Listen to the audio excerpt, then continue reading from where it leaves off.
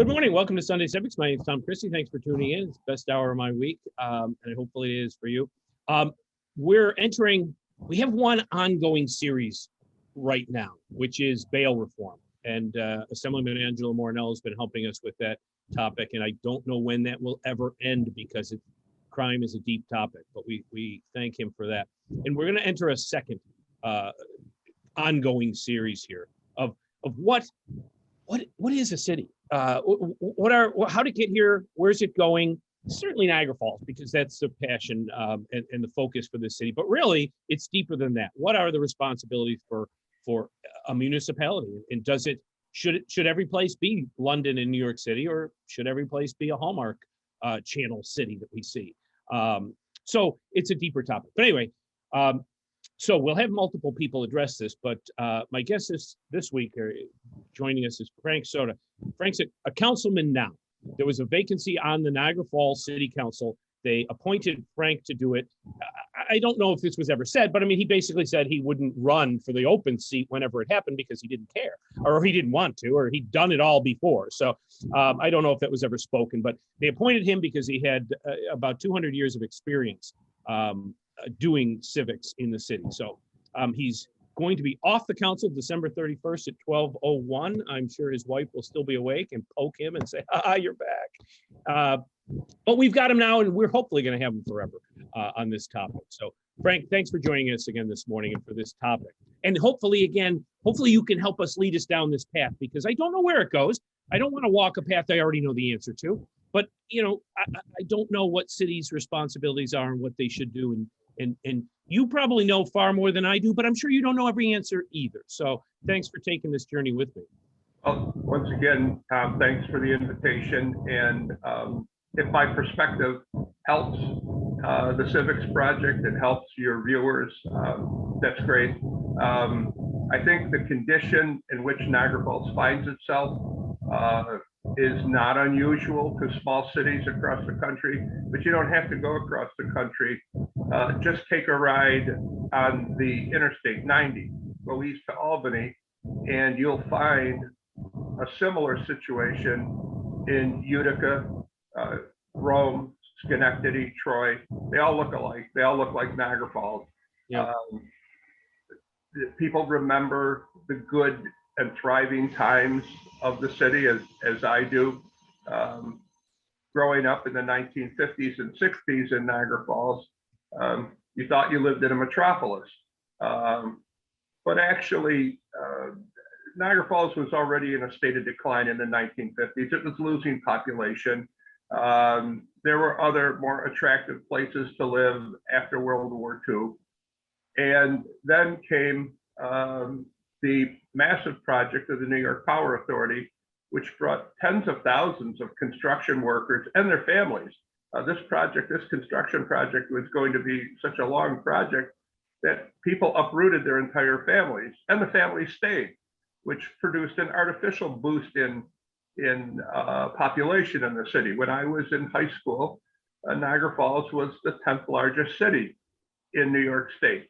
And it was only inevitable that because of what it was based in, primarily the carbon and chemical industry and the paper industry to some extent, that eventually those manufacturing facilities, which were typically 19th century and early 20th century design, those manufacturing facilities would provide, they'd be inefficient. They'd prove to be eventually inefficient, and those corporations would close them up and move away.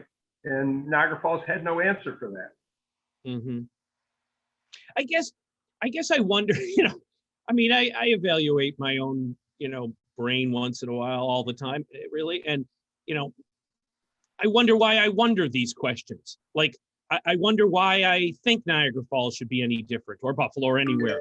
And it's not my fault that they put these ideas in my head. Every economic development person, every IDA director, every, governor, county executive, or city council person has this, dream they sell us. The world is going to be great, and I'm going to make it great. And, so it's kind of like, they had, why do we have obesity? Because Taco Bell runs a billboard that says you deserve your fourth meal. You know, what's your fourth meal going to be? No, I don't even need three. You know, so people put this idea in my head that cities should be more. But having had that idea in my head, I do wonder, Niagara Falls, you're absolutely right. It is exactly the same as every city along the 90 and down along, Route 86. But should it be, could it be better?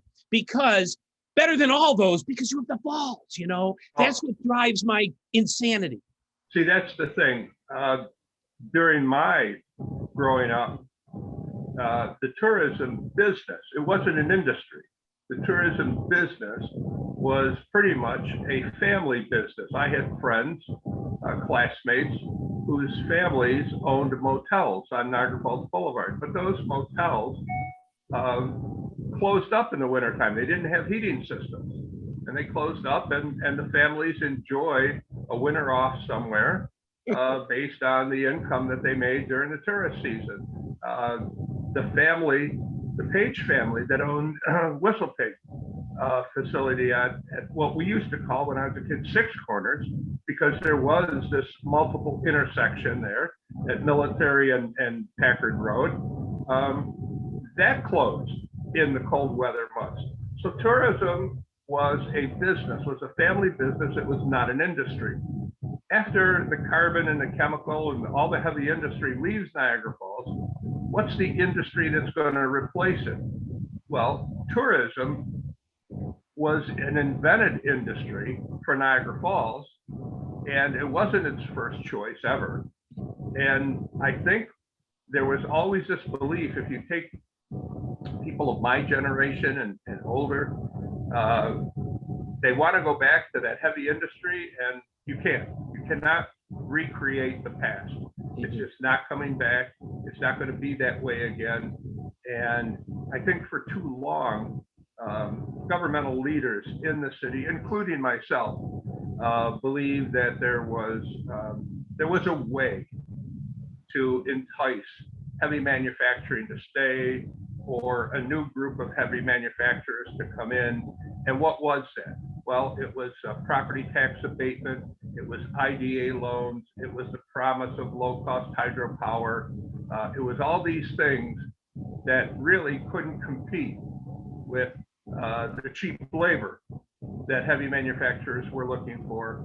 And globalization pretty much ended that theory that you could take those components of property tax abatements, IDA loans, and cheap power, and recreate that heavy manufacturing base. It's just not going to happen again. And I think local government for too long tried that recipe and tried to recreate the past. And I think we learned with the Tesla plant at Riverbend, as bad as that is, I mean, let's not even go there, but they build factories now so that machines build the equipment. A perfectly built factory has 10 employees, not 10,000. By design, that's the way the world works now. So factories are not the answer for employment, at least. We can put up a factory and it's not going to make much for us. So yeah, that's a false assumption. But so remember back like as recent as like 1982, the two sides of the falls, and I hate this comparison, but we have to use it. The two sides of the falls, Canada and the US, were almost the same. There was the Skylon Tower and the Minolta Tower. That was it. And there was a mayor, and I'll forget his name. It wasn't Thompson, it was somebody else. And it was funny because he campaigned not to do this and did it the day he was elected, I think, is my memory. But he vowed, no hotels over 4 stories, or, I'm not going to cave to the developers. And there was a lot of pressure from the developers. Well, sure enough, he got elected. He signed a 69-story hotel building and another one. And here we are today. The other side looks, more like Las Vegas than us. Now, I'm not saying we want to be that, but they obviously had a goal for tourism. It wasn't going to be homegrown anymore. We're going to go for this thing. And I think they get about 27 million tourists a year. We supposedly get 9. I question that number with anger. But anyway, they get more than we do. Is tourism now a real thing? Should we go after it? Or forget you live there. Should we not go after anything? The city's fine. Let's just increase the housing stock or improve it. Let's stop the crime. Let's get a little bit of business going. Maybe be a bedroom community for somewhere else. I mean, what's our goal here? Well, I think you hit on some of it.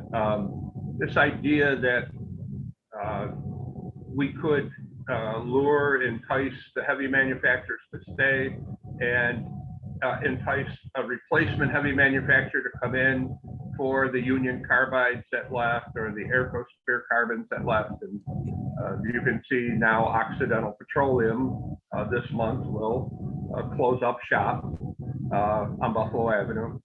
And I think that idea that you can go out and find a large employer that's going to come to Niagara Falls and employ 300 to 500 people, that's a myth. That's just not there. You just talked about how technology and globalization don't even allow for that anymore. And so unless it's an Amazon distribution center or something like that. But what I think the city's overlooked for too long is what companies fit best here in Niagara Falls. And can we find small companies, 30 to 50 employees, and find a half a dozen of those and give them the benefits that they need to start up and to locate here? And what would that be like? What kind of jobs would that be like? And then the other part of it would be the tourism part. And you go back to the comparing of the two sides. Mayor Michael Laughlin used to have the saying is that the Canadians have the view, but the Americans can put you in a place where you can touch the water. Mm-hmm. And I think that's the key. Getting people, they call it water-related tourism or ecotourism, but I would say that we need to work with the State Power Authority. We need to work with state parks, the Department of Transportation, and come up with a plan that lets people touch the water safely, not just the upper, not just the upper river, safely. Not just the upper river, but the gorge. Get people into the gorge, and getting into the gorge, there are enough trails, there are enough experiences. You could go from the Rainbow Bridge to the Whirlpool Rapids Bridge. That's a trail that would take you a couple hours. And then you would catch the Discovery Shuttle, or you wouldn't even need to. You would just come up out of the gorge. There's a set of stairs right there by the Whirlpool Rapids Bridge, by the Underground Railroad Museum. And you would hike over to Whirlpool State Park, and you would go down the Vanderbilt steps, and you would hike in the gorge to Devil's Hole. And then you would come up from Devil's Hole. Then you'd need the Discovery Trolley. But that experience right there, those two hiking trails, would take you most of the day, and it would exhaust you. You'd want to go home, get back to your hotel room, get a shower, and do something easy for the evening. Then there's the trail from Art Park all the way up to the Lewiston-Queenston Bridge. That in itself would take a day. So there's 2 days right in the gorge. I don't think we take advantage of the fishing experience that can be done in the gorge. So I think Michael Laughlin's lament that the Canadians had the best view, but the Americans could get you to touch the water. I think closeness to the water is the key for what tourism for Niagara Falls can be in the future. Yep. All right. Let me just say, I love you unconditionally. So there's nothing, but I want to bang my head on the cement wall. I'm in the basement of my house right now because you're mentioning Mayor O'Loughlin. Well, that was black and white TV days, and we haven't done it. I mean, I am closer to my death than I am to my birth, and I can't wait any longer. I want what you just said. I'm not hearing it. Who do I go and shake this morning, Frank? I want what you just said. It's also having a local government. I don't know how many local governments fall into this category, but it's having a local government comprised of individuals who are really willing to take a risk, a major risk, because I don't know if my ideas are the answer.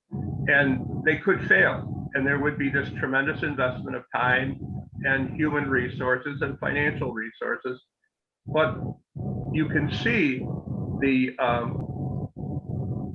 small growth of the hotel industry in Niagara Falls. It definitely has more hotel rooms than it did 30 years ago. So if there is a reason to build hotels, what you have to do is find the hook that will bring more people here and stay. If the average tourist stay is one night, what would the economic advantage be if the average tourist stay tripled, went to 3 nights? And I think you could keep people here for 3 nights. It's similar to the Grand Canyon. There's no city in the Grand Canyon, but Niagara Falls has what no other city in the country has. It has, for all intents and purposes, an unspoiled wilderness running right through it, a major river that when you're down in the gorge, it's the whole world. You forget about everything else but that experience in the gorge. And So Niagara Falls, the local government can't do it on its own. It needs the willingness and the partnership of state entities, the Power Authority and state parks. So we need a partnership with state officials, a state senator and a state assemblyman who are willing to take that risk on behalf of Niagara Falls. So I've had a lot of people on, and I'm searching for answers here. We're, direction every day. And I've had a lot of people on from Niagara Falls, and I've asked them what the number one goal of the falls is. What would happen if I gave you $10 million as a councilman right now? There should be oh my God, I would, fix this pipe. Remember we had those frozen pipes up on whatever street, and there was some little old lady who didn't have water for the month of January, right? Frank, you're different, and John Spanbauer is very thoughtful. Most of the time, dead air. I don't get an answer for what is the goal. Like you just said, hit a bunch of singles, drive people here for walking and hiking, and let's go after that slice. I don't know that anyone's doing that.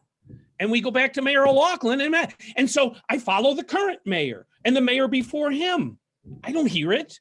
I hear humongous plans again, splash park type crap. I don't hear we're going to take our tourism director, John Percy, and ask him to, start walking the falls instead of traveling somewhere else. I don't know. I'm frustrated. That would be one component. I don't think tourism could save the city alone. The economics of prosperity are too complex. You've said that any number of times. So we can't rise and fall because we've already done that. We've already risen and fallen on the heavy, dirty, if you want to use the phrase, dirty industry, the chemical and carbon industry, and that left, and you have the vestiges of what's left. So if tourism is one component, what's the other? And I think the other component is cross-border collaboration. Mm-hmm. I think if you look at Niagara Falls and the 3 international bridges that essentially empty into the city, and the population growth and the push of the Toronto metro population south towards southern Ontario, I believe there is the opportunity for cross-border business collaboration in the area of the health sciences, biomedical research, academic research. I think Niagara University's Global Tourism Institute is a beginning, but I think there's got to be, once again, a concerted effort by local government officials, state elected officials, the universities, and the business communities, the chambers of commerce on both sides of the border, pushing this idea of cross-border collaboration. And given our conversation before you went on air about easing the border restrictions, obviously that has to happen. We have to go back to the days of really very loosely restricted cross-border activity. When I was a kid, crossing the border was as easy as crossing the street. Yep. Yep. Well, great points right there. I will just keep coming back to that thing I always say too is economics. I mean, people don't eat someday, they eat every day. So what is, out of all those things you just mentioned, and I don't want this answer, but out of all those things you just mentioned, I also don't get an answer from many people, from anybody, which is, well, first we're going to do this. You know, if it's project management, you can't do the third thing before you do the first and second thing.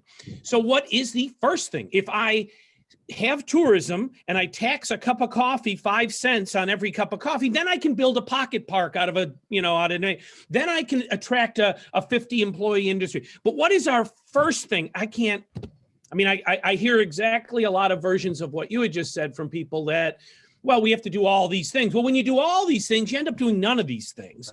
Not you, but I mean, so I want to be in triage here. I want to push the emergency button and say, which one are we doing first? I want to jump on board. I want to tell 10,000 people, here's what we stand for today. We won't be there tomorrow, but today we have to do X. That's what I'm looking for. That's why you find me so angry. Okay, so then I would choose access to the gorge and the ecotourism component to focus on for the next 5 to 10 years. Me too. Thank you. Even if you're lying, thank you for telling me what I want. I would do it. I would do it. And right. Unfortunately, and I said this the last time I was on your program, you need a local government, elected officials who are focused more with strategic thinking, long-term thinking, rather than reacting. And I understand how important they are, but constituent problems really aren't the primary concern of members of the city council. I know they get dropped in the lap of the city council at every meeting, and I know people call and write to the city councilman and say, I have this problem, fix this problem for me. But there are full-time paid staff people, professionals that are employed by the city whose job it is to take care of that kind of stuff.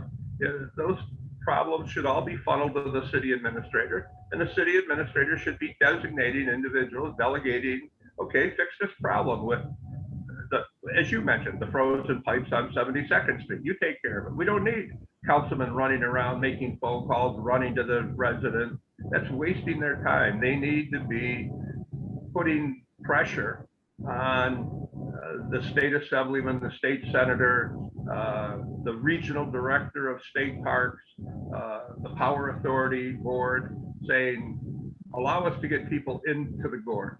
Allow us to put people movers stations for the people who can complete that entire hike. Then there would be a strategically located escalator that would get you back to the top of the gorge. Excuse me. Yep. So love all that. Back to my other question, what drives me insane is maybe the falls shouldn't be any more than it is. Like I imagine it being a potential of far more than 48,000 people and far more than, kind of like they built Branson, Missouri in the middle of nowhere. They built Las Vegas in the desert. I think we have the falls here, which is, it could be as big as those things because people are close to here. People want to come here. It's a desired location from the other side of the table. Like not just, let's see what happens. Let's build Branson, Missouri here, so to speak.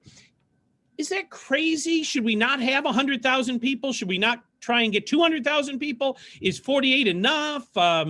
Should we just, not worry about that? I mean, should we proactively do anything? What could we do? What should we do? That size that you're talking about was never Niagara Falls. Niagara Falls was only that large once for a very short period of time during the power project. And it was because I wasn't around. I'm here now. I'm here to save you, Frank. Well, I wasn't here. It was artificially large. Yes. So it should go back. It should go back. I think its optimum size is somewhere between 50 and 75,000. I think that's what its optimum size would be. It was probably around 75,000 people the time that I actually got elected to the city council back in the mid 80s. And it had enough it had a population that had enough disposable wealth. That's the other problem. That's the other problem. We have a population that doesn't have the disposable wealth to support the small business activity that I'm talking about. You can see that throughout the city. We have too many commercial districts, neighborhood commercial districts that can't be supported anymore. That's why most of the storefronts are vacant in those areas. So I would say where we are now, close to 50,000, but probably no more than 70 to 75,000 would be a size that would be attractive in terms of business development. But the other thing that you said, the housing stock, you started the program with a comment about the housing stock, and that really needs to be, we need a major partner to reinvest in new housing construction. And again, here's where the strategic thinking comes in, and here's where the risk taking comes in.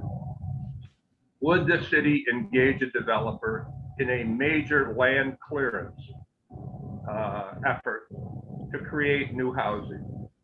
And I'm saying, I would take, when you get off the Elm Street exit on the 190 in Buffalo, if you were going to the stadium, and instead you turned onto Seneca Street, all the way out Seneca Street, there's all brand new housing.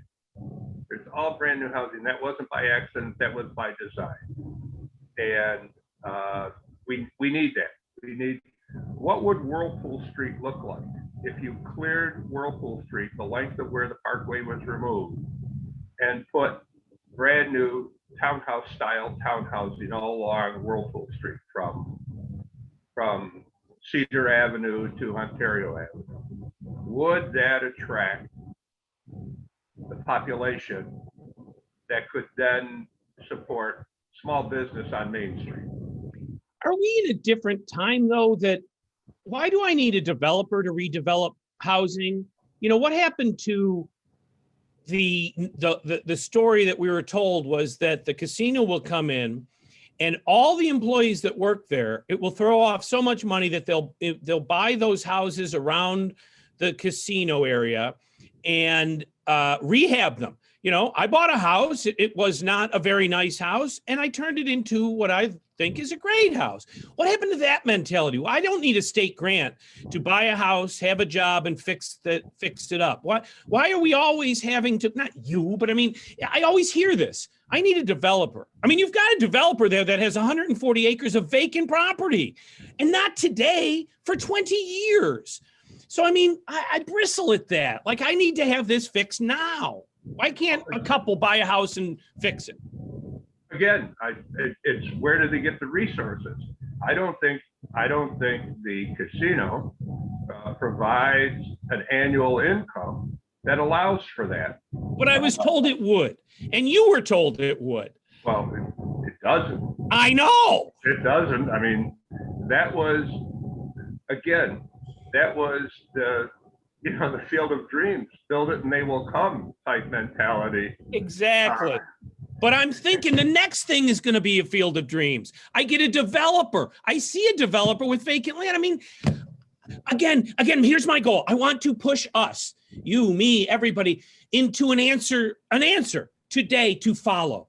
And it might not be the perfect answer, but do something now. Like that's how you do something. Do something today. Something.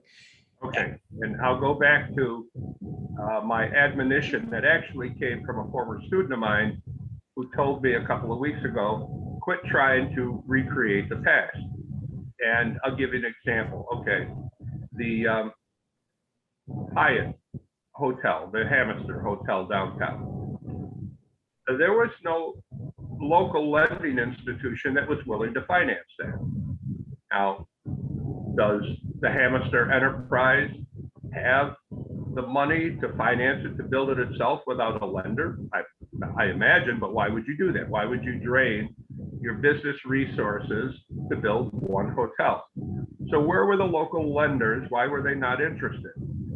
I don't know what their lack of interest was, but Goldman Sachs provides the financing. Now, why would Goldman Sachs provide the financing for a hotel when you have all kinds of regional lending institutions that could have handled that?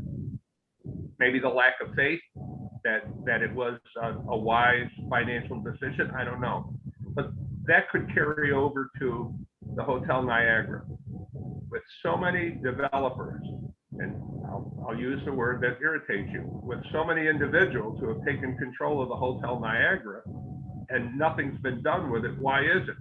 And I don't think anybody wants to say the answer. And I'll say it because I know what it'll do. It'll incur the wrath of my generation and the people who are older who believe that the Hotel Niagara can be restored to what we remember in the 1950s, and it can't. In order to make the Hotel Niagara into what is allowable, what's legally permitted for hospitality industry today, you're going to have to downsize that building, and the number of rooms you wind up with won't support that building financially. You're going to have to charge $400 to $500 a night, and who wants to pay $400 to $500 a night for a hotel room? So what's the answer? You can't bring somebody in to rehab it like an old house. You have to implode it. You have to get rid of it, clear the site, and use that piece of land and the land right behind it that was always intended for a parking ramp that's still vacant today. And you have to make it attractive and available for some kind of commercial development. What that commercial development is, I don't know. I've never been in business, so I don't have that kind of entrepreneurial strategic thinking. But that's, and if I say that to my friends to blow up the Hotel Niagara, they would want to run me out of town. But why? What's the answer? Why can't any person who's owned it turn it back into a profit-making enterprise? Because it can't be done. That's the answer. Right, right. Also, I don't know, maybe this is everywhere, but I've made a lot of phone calls in the Falls about real estate. And we know the Hastings thing on Main Street, right? But I'll call, storefront vacant phone numbers, never return a call, ever. When I badger, I'll get a call back saying, well, it's really not for rent. It says for rent right in the store. The Armory, right? The Armory on Main. The guy bought it for $30,000. It's a mess. It's a wreck. Implode it, don't implode it, whatever. But inquired about it. Well, I'd like to rent it. Well, it's not really for rent. Well, I'd really like to, do something with it. $1 million. All right. If I could come up with $1 million, you'd take $1 million? Well, maybe $1.5 million. Frank, this was an insane conversation. Business isn't business in the Falls is my point. I try and rent a storefront. I can't rent it. I try and inquire about a building. I can't buy it. It's almost like a parody of business in the Falls sometimes. Nothing is what it seems. You can't blow up the Hotel Niagara because we cling to history. It'll then sit, for another 20 years? I mean, how do we break through that thing? Because again, we need to eat today, not someday. We need to redevelop the city today, not someday. That's where I get to. I get the Falls is different than every little other city along the 90 because it doesn't seem to have the same rules of civics or physics, No, you're right. And I think one of the things that has hurt Niagara Falls immensely has been what you just described, this land and building speculation that's gone on for at least the last 25 years, with this belief, this unfounded belief that just the right purchaser will come along, that I can set the price at whatever I want it to be, and I will find that purchaser who will come along. And in the meantime, I can hold on to it because there's really no disadvantage to holding on to a piece of property, letting it deteriorate. I don't have to invest anything in it. I have to pay a minimal amount of property tax on it every year, and I can control that piece of property. And it's like the lottery ticket. It's like believing if you buy enough lottery tickets, you're going to win one, that the law of averages is in your favor, that the more you buy, and it's like this article that I read that I shared with you, The Gambler's Ruin. You keep spending money on something that you believe is true and you know it's not true, and the odds are against you and you're going to lose. More often than not, you go to the crap table believing you're going to strike it rich, that the dice are going to benefit you. And in most instances, you walk away without your money. And that's what's happened to Niagara Falls. So what is there? Okay, I'll say one other thing that would get me run out of public office on a rail, and I'll walk out peacefully in less than 60 days. Eminent domain. Putting together a city government that is willing to use the power of eminent domain to take the land away from speculators who won't do anything with it, and to do something with it. Now, you need a project in place before the courts will allow you to do something like that. So it's a two-pronged approach. You find a project, you show the parcel, you find the entrepreneur willing to develop that project, you go to the owner of the project, like you said, and the person who just continually puts you off trying to get a higher price from you, you say, this is the price, and you're going to take it because we're going to use the courts, we're going to use the power of eminent domain to take your property because we have a better use for it than you do. And the state did that with the LaSalle Arterial. The state took people's houses away from them to build the LaSalle Arterial, a short expressway that goes nowhere. And people lost their houses because the state was convinced that that road was going to connect with the Youngman Highway.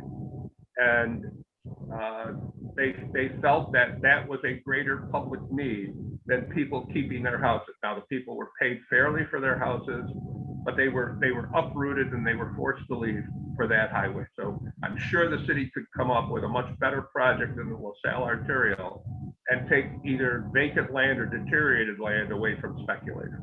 But is there a city council willing to do that? See, when I say that to my colleagues, they want to know when I'm going back to Mars. So let me say this. Don't answer it yet. I don't want to forget. What is the obligation of a city? Let's go that last. That's my last question for you. But we just came through an election.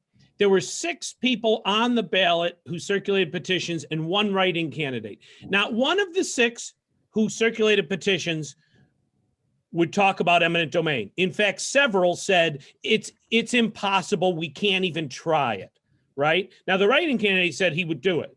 But you just had an election where nobody wanted to do it, basically. So what the hell, man? I mean, like the city council doesn't even think it's important to do it. That's correct. And until that kind of thinking emerges, you're going to get more of the same. I mean, they're all good people. They're all really, their heart is in the right place. But again, unless they're willing to take major risks, and I go back years ago, and I can't even remember his name, but you worked in Albany, so you'd be familiar with the school, Skidmore College in Saratoga. Yep. Skidmore College 40 years ago was on the verge of going bankrupt. It was going to go out of existence. And so the president of Skidmore College went to the trustees and said, here's our financial fate. And at that time, Skidmore was actually in Saratoga.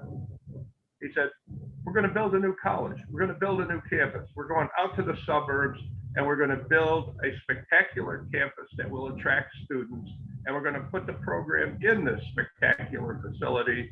And if I'm wrong and we go bankrupt, the same fate is waiting for us anyway, because here's the fate that awaits us now. So let's really go out. If we're going out, let's go out with a bang. And instead, Skidmore College, what they built this new campus, they attracted students. It's a thriving institution. And the guy was right. But again, if he was wrong, what was the risk? They were going bankrupt anyway. Mm-hmm. So that's what I'm saying. If I'm wrong about eminent domain, so what? Yeah. At least there's the opportunity to take control of the land and not leave it to these unscrupulous speculators who just want to hold on to it, believing the golden ticket that Willy Wonka is going to show up and reward them for. Yeah. Here's my global 60,000 foot view. And I picked 60,000 foot view because at 5,000 we could still live, but at 60 we have no oxygen, we would pass out. So that's why I'm way up there. What's the obligation of any city?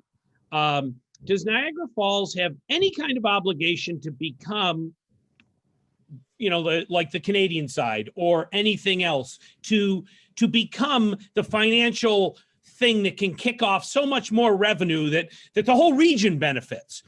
Or are the 48,000 people that live there the only thing that matter to that city? Like, they control everything. You're an outsider. We don't want you to even set foot here, drop dead. Because I run into that a lot. You're not from here, drop dead. I get that, Frank. And what's the obligation? Obviously, you can become mayor only with those 48,000 people supporting you. You don't need one outsider. You become mayor and stay mayor. I just pick mayor, city council, anything, by only kissing the butt of the residents. They're the only ones that can put you in office. But that doesn't take the jewel that is the Falls and make it a wealth creator for the whole region. So there's those two disparate realities there. Well, I think that's part of it. That's the tunnel vision that you get from pursuing elected office, is that, and it's not even the residents who put you in, it's the voters. And we saw in this last election that it was less than 20% of the registered voters, and the registered voters are less than half of the total, about half of the city. About half of the city is registered, and only about 20% of the registered voters participated in the last election. So there's if that's your constituency, the people who put you in office, it's a very small percentage of the total population of the city. And if you focus on their concerns, exclusively their concerns, you're right. You've got this tunnel vision, and all you're doing is focusing on their concerns, and it creates this addiction to wanting to be reelected.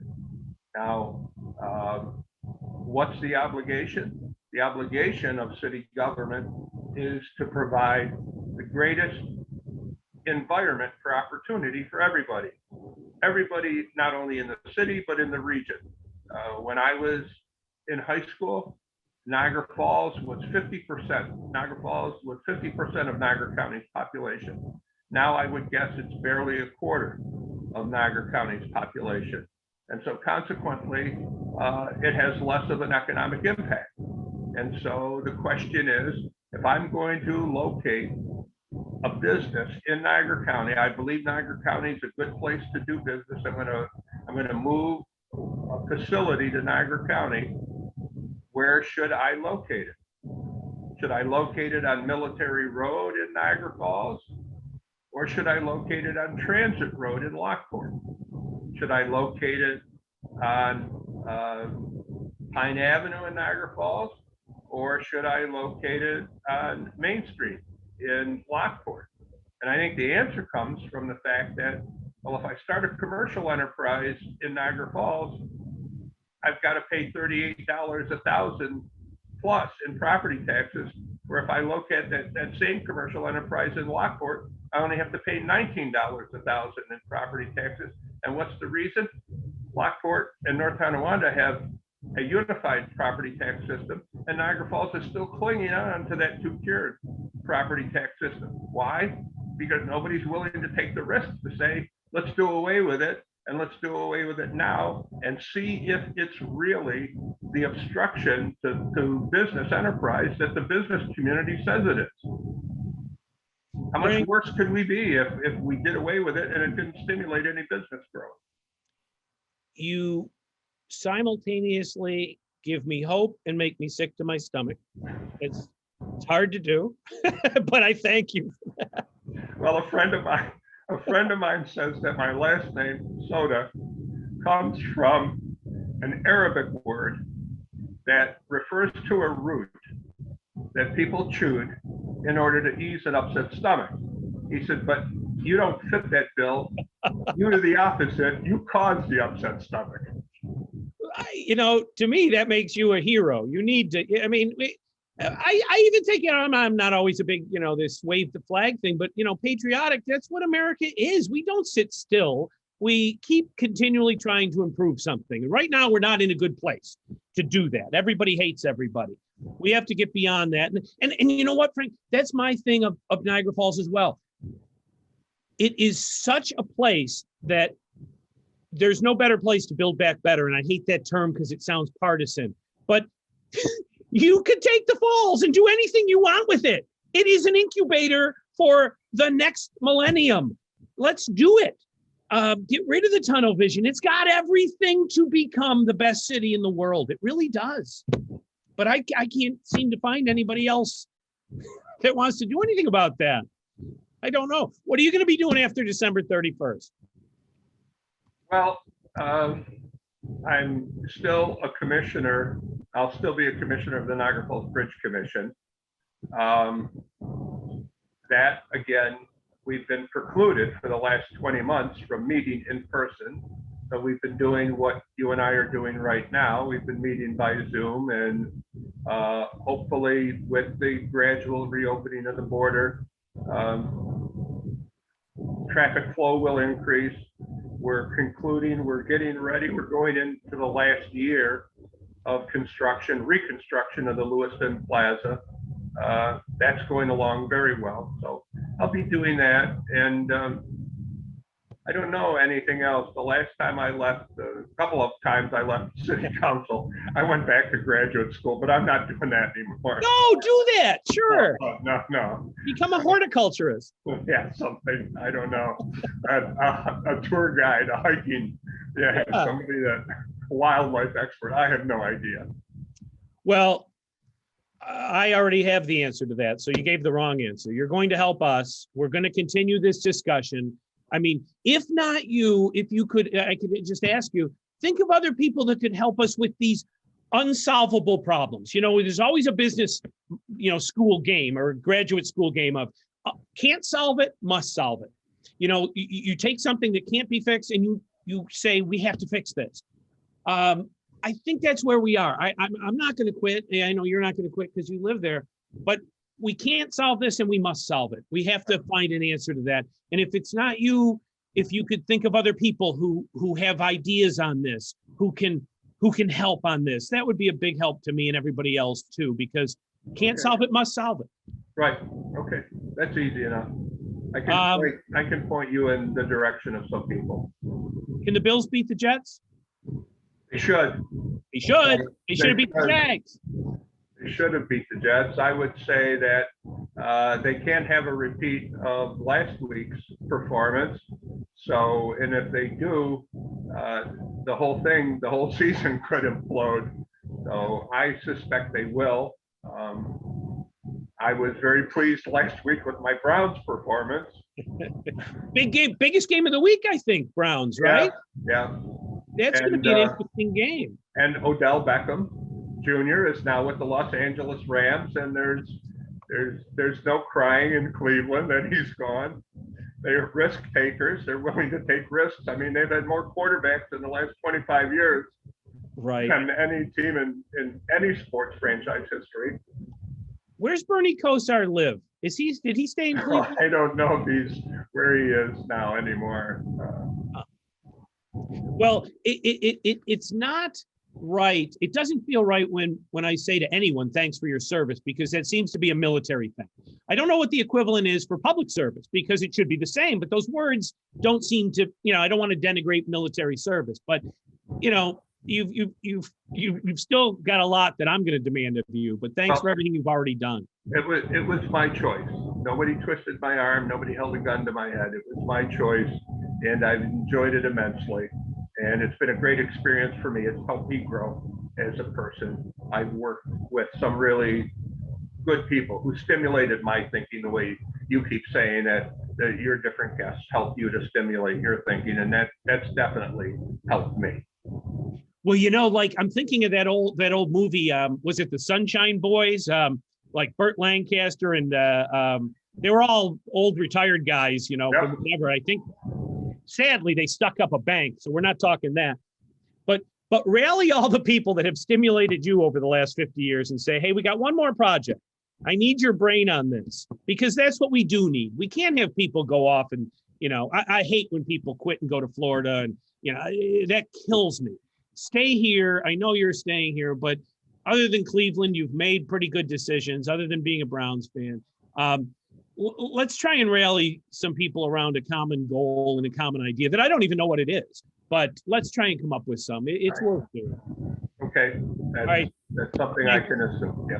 Thanks, Frank. Have a great Sunday. Really appreciate your time. All right. Thank you for inviting me again. Thanks again. And I just want to say, we're going to have next week, we're going to do, I think, it's always tended to change, but Angelo Morinello, Assemblyman Angelo Morinello, is going to bring on yet another person to help us understand bail reform, but crime in general as well. So I thank him in advance. I think that'll be next week's show. So, all right. Thanks. Have a great Sunday, everybody. Appreciate it. Bye.